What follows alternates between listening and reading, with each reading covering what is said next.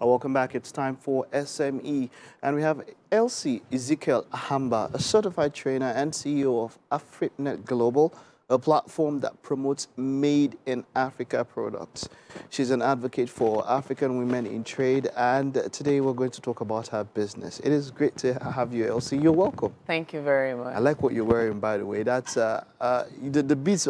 That's a Benin, Benin head and all of that. All right. Wonderful, wonderful. Thank You promote made in Africa products. Yes. Why so? Why that need, or why that passion to promote made in Africa products? I mean, if we have to grow our economy, we have to start looking inwards. We have to start producing something.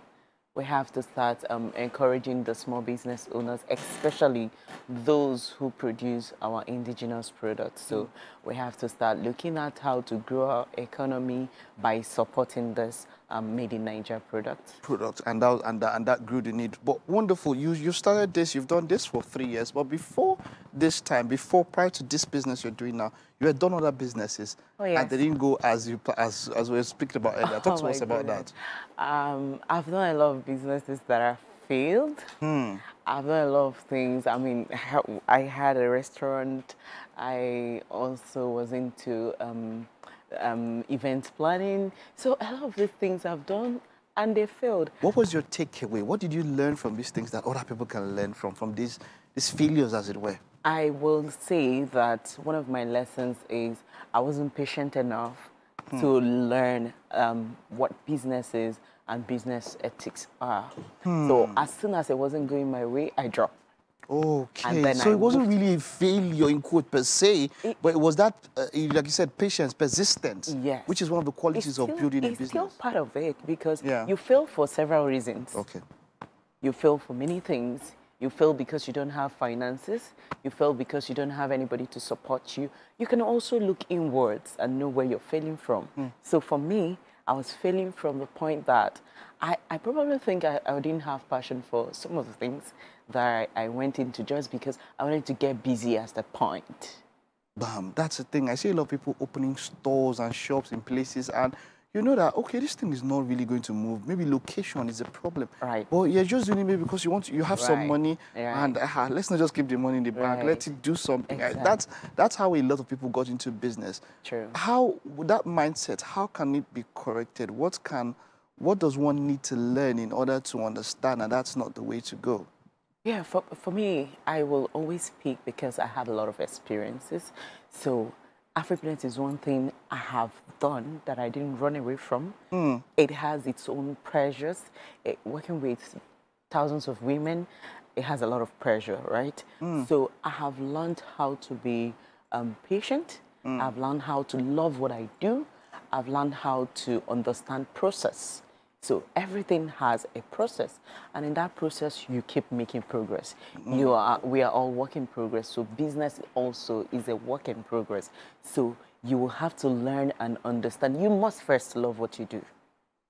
Is loving what you do, is it a prerequisite to succeed? I tell you, the kind of pressure I have faced in Afripnet, I haven't faced it in my other business.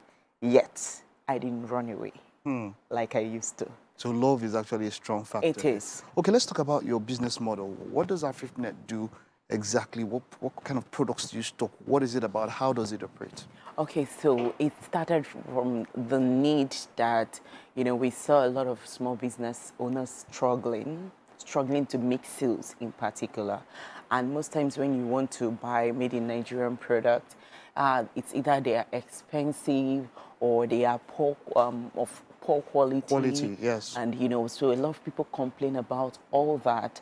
And so we've seen that, these people don't even know how to do it better, but they have passion for what they do. So we decided that why should we go solo when we can come together, with one voice and say, Africans, Nigerians, buy what we sell. Let's begin to promote ourselves. We promote Nigerian music, we promote fashion. Why don't we promote every other thing that we produce in Nigeria? That's how Afripnet came about. So we agreed to come as a body instead of your business, your brands, and all of it. So it's a lot of people coming together. A lot of people coming together. And what kind of products do you stock? Okay. So even the store, that you see, we have, these are like 50 different vendors that coming come together. Aha, now I get it yes. now. So it's not just about one person. No, it's not one person. So these are aggregates of women and men who produce made in Nigeria, made in African products. Okay. So you act as some sort of a convergence center for all these people. That's what Afripnet is all about. That's what we are. Wonderful, wonderful. We aggregate them together. Put them together and all of that. So how do you make money? If you do you have your own products?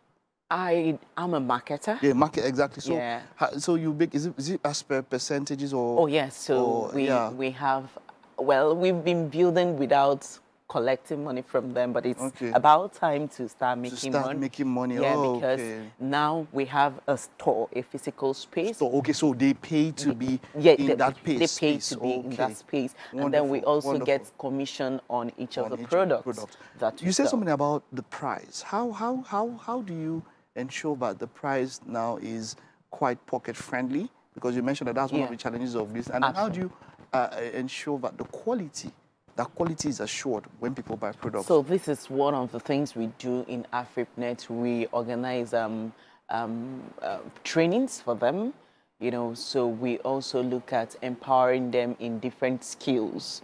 So we bring people that teach them branding, we bring people that, so we act as quality control organization for some of these people, because some diaspora will call and say, Elsie, if we buy anything from, meanwhile, they don't call me Elsie, so they know me as mother. So many of them that's listening, I like that. So all they know is mother, they don't know Elsie. So they call from abroad to say, we want products, but we have always had this compromise with some products coming outside, coming from Nigeria. So we will buy from you, and then you will ensure that we have the quality of product that... So if somebody comes to your shop now and the quality is not up to the standard that is required, what do you do? So we will have to go back to our vendor and sort that. And then, but before then, is there some kind of, do they know of the standards? How do you ensure that standards So we have a standard for all our vendors. Before you bring in your product, we will give you the prerequisite for it. So that's for the standard. Now scaling up, you've moved up, or like you said, you started somewhere, you've gotten a store. Looking forward, the next 5, 10 years, where do you see Afripnet? What's the plan to scale up? Yeah, because at this point, we still struggle with pricing. With pricing, okay. And that's because before we formed Afripnet, many of them produce on pre-order. Okay, yeah. So you just pay them. You don't just produce them and keep them. They don't have the resources to do that. So we have a cooperative, by the way. So we contribute money together. And then we give someone, okay, this is your time to use this, produce something. We also have a job among us because we are about 2,000 people. Which is very different from the cooperative. Yes. Wonderful. We have the Agile. You know how the Agile works? Yes. When it's your turn, you carry. But then the cooperative, this is people's money together. Okay. So if we can, because it's been difficult getting sponsorships, it's been difficult getting banks, you know, other organizations to sponsor. But we have to pull ourselves to a point where we will be visible enough. So you can't tell us we don't have anything on the table. Now we have things on the table. At this point, we need support from, you know, diasporans. We need support from different people to build our production hub. Can people invest? Absolutely. In Afripnet? So that's the place I'm driving at. You asked the question of 5 years. Yeah. We want to have a production hub where all of our members will produce their stuff. They will have raw materials. So we have to move from raw materials to production, to distribution, you know, and the marketing. So this is what we want to achieve. In that way, we create access to market for them, and we also have finances. So if they don't have enough finances to buy materials, they have the hub where they can buy product, because we know they can't run away. So I'm sure banks are always afraid of when you collect money, those people are not able to pay for it. So we are looking at a way, you know, we've talked about the problems. it's time to hit the solution. Elsie, I love that. This is a wonderful note to round up this discussion. Thank you for all you do, and here's us wishing you the best. Thank you. That you achieve all the goals that you set out to do. Thank you so We have much. breakfast for you this morning. Oh, nice. Nice. I love the way you smile. All right, we'll head over to the kitchen Thank now. you. All right. All right.